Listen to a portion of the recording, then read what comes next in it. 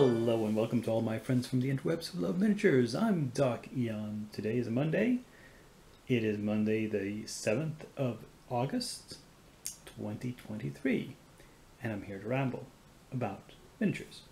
And here we see the finished haul for this week, 8 models.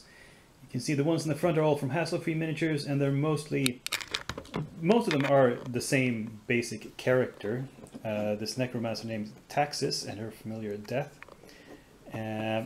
So these two models go together. So the idea is that she is reading from this book, and her familiar here is acting as a lectern, holding the book of spells. And then there's two versions that are basically the same except different weapons. So to differentiate them, I made the armor different metals, and I painted them slightly in somewhat different skin tones. I've tried to vary it up a bit and get some, some differences in there. And here is the same basic idea, except that the familiar has grown very large, so she can ride it and carry her spellbook on its back at the same time. In the back we have some Reaper miniatures. We have a bee knight. We have a dwarven, cellar master. He's carrying the ale. And we have a little goblin who is carrying a big trunk, probably a treasure. And the lighting is not very good today. No natural light. It's an overcast, rainy day. But, as always, the still pics in the light box will probably show these off better. So, time to move on to works in progress. Well, looky here at all these minis in various stages of work. We have 11 models here. I think the Wicked Witch is the one that's seen the most work. I've gotten base coats on just about everything except the skin. Finished some of the, I consider the broom finished. I want to work on some highlights and shading on these shiny dark parts, kind of metallic or sheen cloth is the effect I'm going for, like I mentioned last week.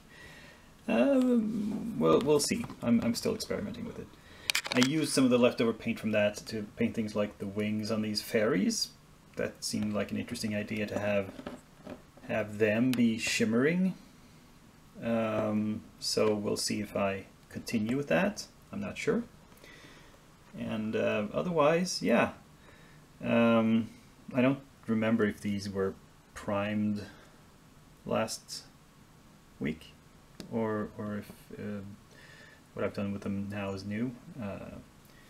Don't recall exactly. The other ones here in the front, they've been sitting still for about a week now at this stage of completion. I've just done some of the metallic work on the guns and so forth here.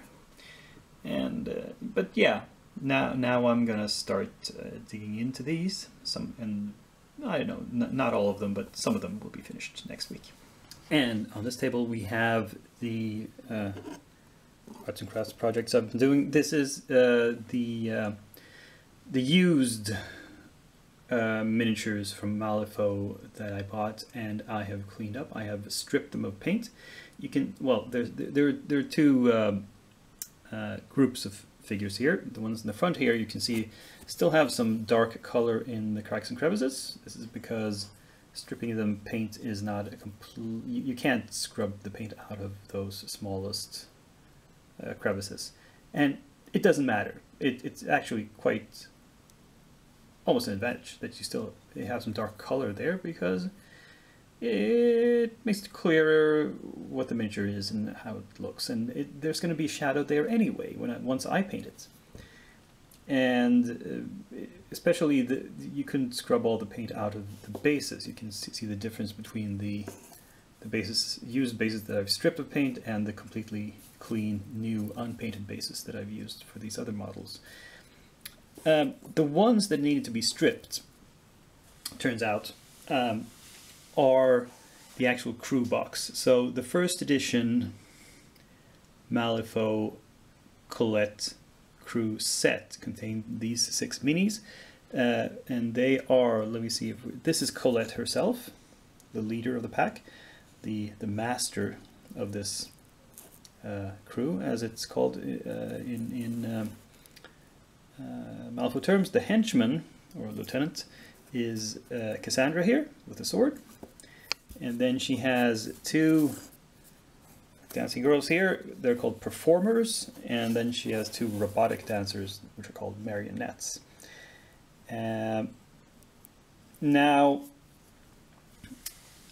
some of these had come off their bases and I've reattached them.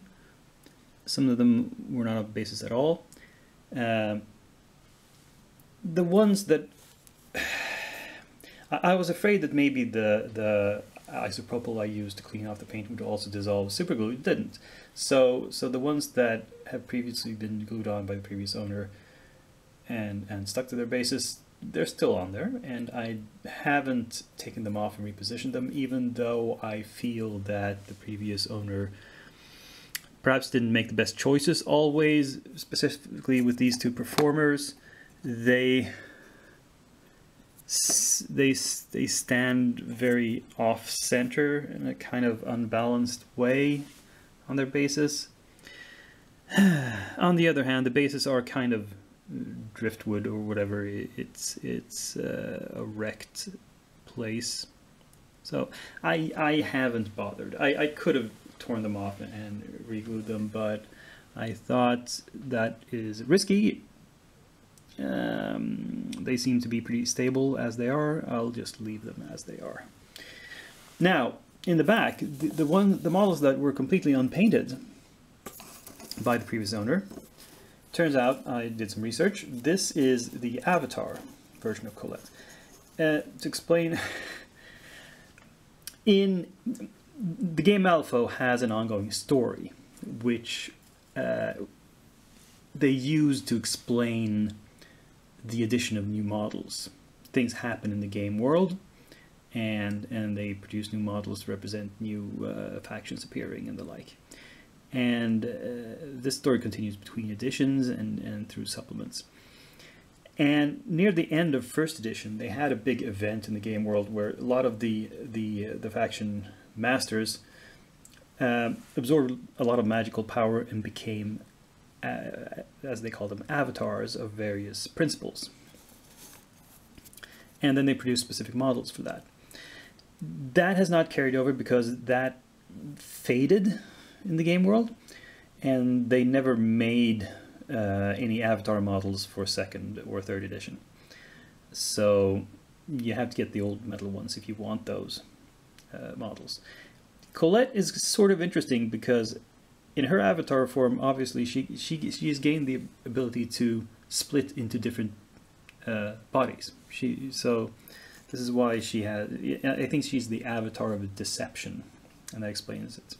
So she's the illusionist, and she can appear in different places at once. Most of the others just grow really big and strong, or can spew a lot of magical energy, or things like that.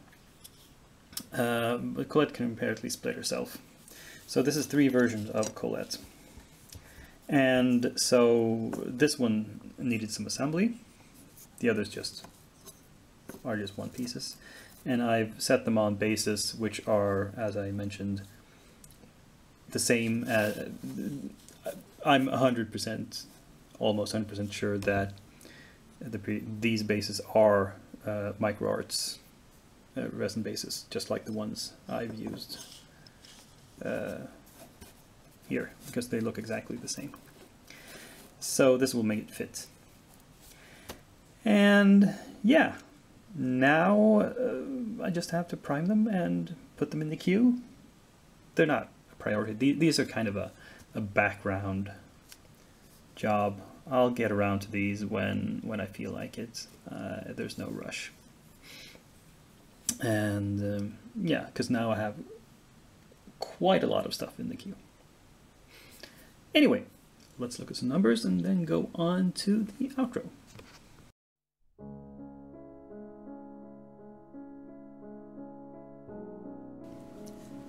In digging through and inventorying my closet of shame, we've come to another Kickstarter that I backed several years ago, but never got around to painting.